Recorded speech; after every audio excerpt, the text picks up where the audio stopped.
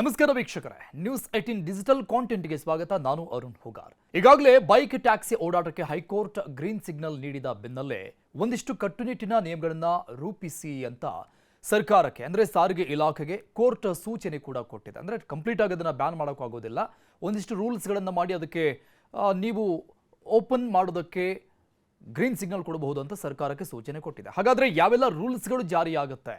ಕರ್ನಾಟಕ ಹೈಕೋರ್ಟ್ನ ಮಹತ್ವದ ತೀರ್ಪಿನ ಮೂಲಕ ರಾಜ್ಯದಲ್ಲಿ ಈಗಾಗಲೇ ಬೈಕ್ ಟ್ಯಾಕ್ಸಿ ಸೇವೆಗೆ ಒಂದು ಮಾರ್ಗ ಸುಗಮವಾಗಿದೆ. ಆ ಡೌಟ್ಸ್ಗಳೇನಿತ್ತಲ್ಲ ಅದು ಸುಗಮವಾಗ್ತಾ ಇದೆ.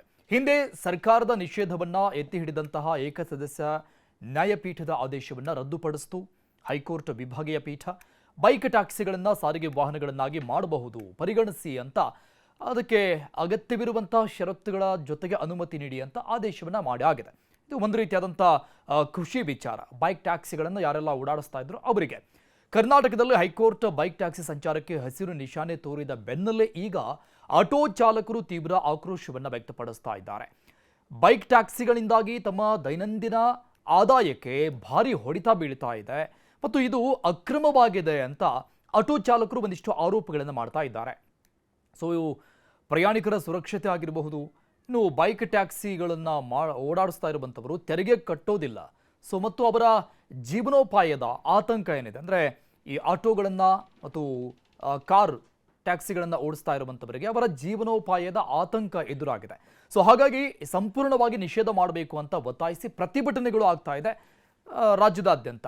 ಬೈಕ್ ಟ್ಯಾಕ್ಸಿಗಳಿಗೆ ಕಾನೂನುಬದ್ಧ ಮಾನ್ಯತೆ ಸಿಗ್ತಾ ಇರೋದನ್ನು ಅರಿತಂತಹ ಆಟೋ ಮತ್ತು ಕ್ಯಾಬ್ ಚಾಲಕರು ಅಂದರೆ ತಮ್ಮ ಸಂಘಟನೆಗಳು ಸಂಘಗಳು ಅವುಗಳನ್ನು ನಿಯಂತ್ರಣ ಮಾಡೋದಕ್ಕೆ ಈ ಕೆಳಗಿನ ಕಠಿಣ ನಿಯಮಗಳನ್ನು ಜಾರಿಗೆ ತರಬೇಕು ಅಂತ ಈಗ ಒತ್ತಾಯ ಮಾಡ್ತಾ ಇದ್ದಾವೆ ಸರ್ಕಾರಕ್ಕೆ. ಓಕೆ, ನೀವು ಕೊಡ್ತಾ ಇದ್ದೀರಾ ಕಾನೂನಾತ್ಮಕವಾಗಿ, ಇದಕ್ಕೊಂದಿಷ್ಟು ರೂಲ್ಸ್ಗಳನ್ನು ಮಾಡಿ, ನಮಗೆ ಹೇಗೆ ರೂಲ್ಸ್ಗಳಿದ್ದಾವೆ ಅದೇ ರೀತಿಯಾದಂಥ ರೂಲ್ಸ್ಗಳನ್ನು ಇದಕ್ಕೂ ಮಾಡಿ ಅಂತ ಕೇಳ್ತಾ ಇದ್ದಾರೆ.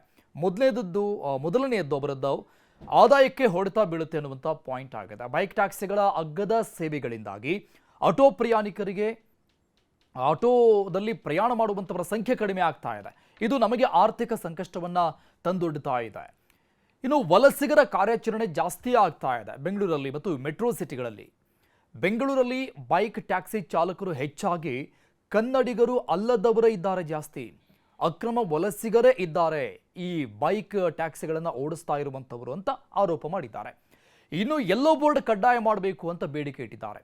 ವೈಟ್ ಬೋರ್ಡ್ ಬೈಕ್ಗಳಲ್ಲಿ ಟ್ಯಾಕ್ಸಿ ಸೇವೆ ನೀಡೋಕೆ ಹೇಗೆ ಅವಕಾಶವನ್ನು ಕೊಡುತ್ತೆ ಸರ್ಕಾರ ಅಂತ, ಸಾರಿಗೆ ಇಲಾಖೆ ಹೇಗೆ ಅವಕಾಶವನ್ನು ಮಾಡಿಕೊಡುತ್ತೆ ಅದನ್ನು ಕೂಡ ವೈಟ್ ಬೋರ್ಡ್ ಮಾಡಿ ಅಂತ. ಆಟೋಗಳಂತೆ ಇವುಗಳಿಗೂ ಕೂಡ ಹಳದಿ ಬೋರ್ಡನ್ನು ಅಂದರೆ ಕಮರ್ಷಿಯಲ್ ನಂಬರ್ ಪ್ಲೇಟ್ ಅಂತ ಏನು ನಾವು ಕರಿತೀವಿ, ಯೆಲ್ಲೋ ಬೋರ್ಡನ್ನು ಅದನ್ನು ಕಡ್ಡಾಯ ಮಾಡಬೇಕು ಬೈಕ್ಗಳಿಗೂ ಕೂಡ ಅಂತ ಹೇಳಿದ್ದಾರೆ. ಇನ್ನು ಬೈಕ್ಗೆ ಕಲರ್ ಕೋಡ್ ಇರಲಿ. ಆಟೋ ಮತ್ತು ಕ್ಯಾಬ್ಗಳನ್ನು ನಾವು ನೋಡಿದ ತಕ್ಷಣ ಹೌದು ಇದು ಕ್ಯಾಬ್, ಇದು ಬಾಡಿಗೆಗೆ ಇರುವಂಥ ಆಟೋ ಅಂತ ಹೇಗೆ ಗುರುತಿಸ್ತಾರೆ ಸಾರ್ವಜನಿಕರು, ಅದೇ ರೀತಿಯಲ್ಲಿ ಈ ಬೈಕ್ಗಳನ್ನು ಕೂಡ ಬೈಕ್ ಟ್ಯಾಕ್ಸಿಗಳನ್ನು ಮಾಡಿಕೊಂಡಿರುವಂತಹ ಬೈಕ್ಗಳಿಗೂ ಕೂಡ ಒಂದು ಪ್ರತ್ಯೇಕವಾದಂತಹ ಕಲರ್ ಇರಲಿ, ಕಲರ್ ಕೋಡ್ ಮಾಡಿ ಅಂಥದ್ದೊಂದು ನಿಯಮ ಬರಬೇಕು ಅಂತ ಆಗ್ರಹಿಸ್ತಾ ಇದ್ದಾರೆ.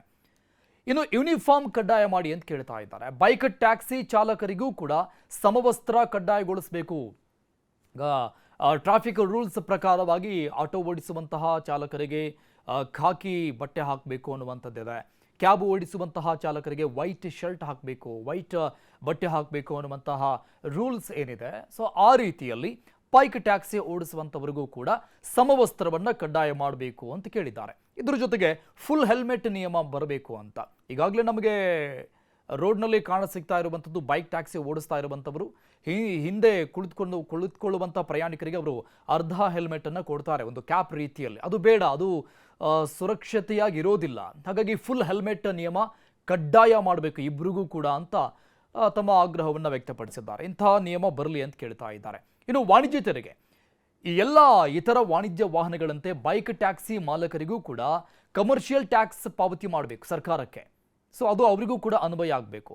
ಕಮರ್ಷಿಯಲ್ ಟ್ಯಾಕ್ಸ್ ವೈಟ್ ಬೋರ್ಡ್ ಇರುವಂತಹ ವೆಹಿಕಲ್ಗಳಿಗೆ ಬರೋದಿಲ್ಲ, ಬಟ್ ಇದಕ್ಕೆ ಯೆಲ್ಲೋ ಬೋರ್ಡ್ ಮಾಡಿ ಅದರಿಂದ ಕಮರ್ಷಿಯಲ್ ಟ್ಯಾಕ್ಸನ್ನು ಕಟ್ಟಿಸ್ಕೊಳ್ಬೇಕು ಸರ್ಕಾರ ಅಂತ ಹೇಳ್ತಾ ಇದ್ದಾರೆ.